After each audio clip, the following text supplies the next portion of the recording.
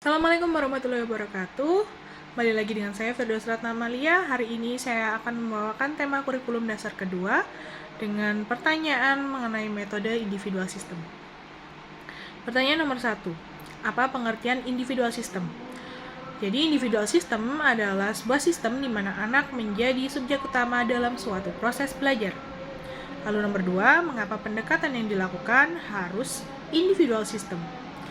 Jadi pendekatan dilakukan secara individual sistem guna mengetahui kemampuan, kemauan, dan keadaan masing-masing anak.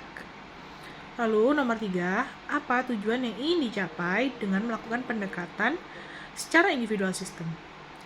Jadi tujuan digunakan individual system ini adalah agar proses belajar dapat dilakukan secara bertahap atau small step system. Pertanyaan nomor 4, di Bimba, murid dan guru memiliki peran masing-masing. Sebutkan apa peran guru dan murid. Jadi, peran guru adalah untuk membimbing murid agar berperan aktif dalam kegiatan belajarnya. Sedangkan murid berperan untuk menemukan minat belajarnya agar nantinya bisa menjadi sosok pembelajar yang mandiri. Pertanyaan nomor 5, apa perbedaan antara metode individual system dengan classical system? Dalam individual system, pembelajaran dilakukan secara bertahap, sedangkan dalam classical system, pembelajaran dilakukan secara menyeluruh tanpa memperhatikan tingkatan-tingkatan kemampuan yang ada pada murid. Lalu pertanyaan nomor 6, bagaimana cara yang dilakukan motivator agar dapat melakukan pendekatan secara individual system?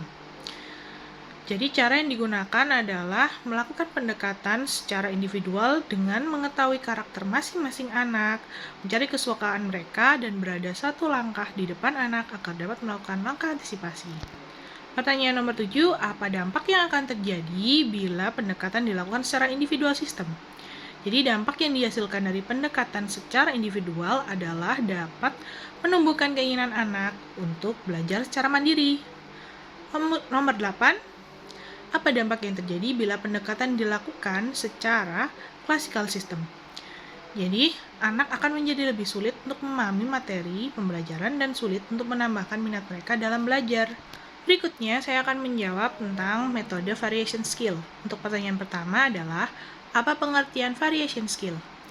Jadi, variation skill adalah kemampuan yang harus dimiliki oleh motivator dalam memvariasikan antara aspek belajar dengan kegiatan belajar.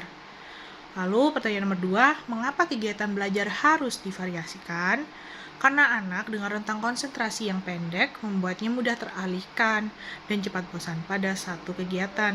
Maka dari itu dibutuhkan variation skill untuk menarik minat murid agar membuat mereka antusias dan bersemangat.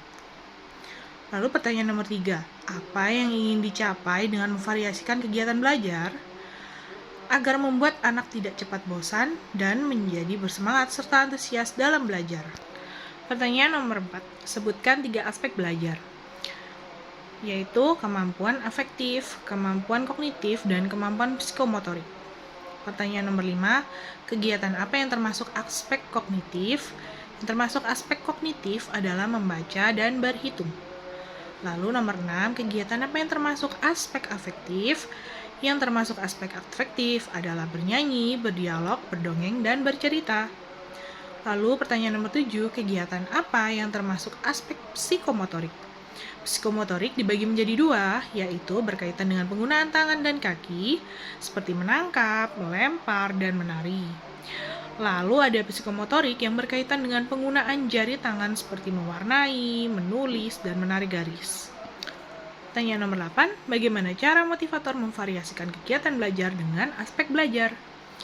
Dengan memvariasikan aspek afektif, kognitif, dan psikomotorik tanpa melakukan satu aspek secara berturut-turut, kecuali anak menyukai kegiatan tersebut.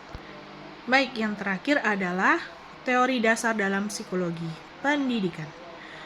Pertanyaannya adalah, nomor 1, apa yang dimaksud dengan the law of effect atau hukum akibat?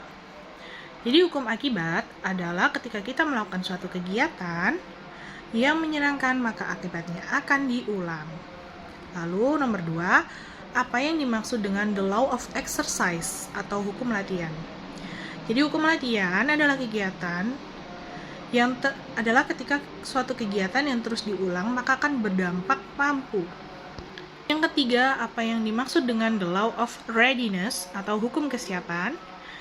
Jadi, hukum kesiapan adalah ketika seseorang semakin mampu, maka semakin siap dan terampil, serta prosesnya pun akan semakin menyenangkan. Dampaknya akan menumbuhkan minat belajar yang menggelora atau minat kuadrat dalam diri orang tersebut. Sekian jawaban dari saya. Atas perhatiannya saya ucapkan terima kasih. Wassalamualaikum warahmatullahi wabarakatuh.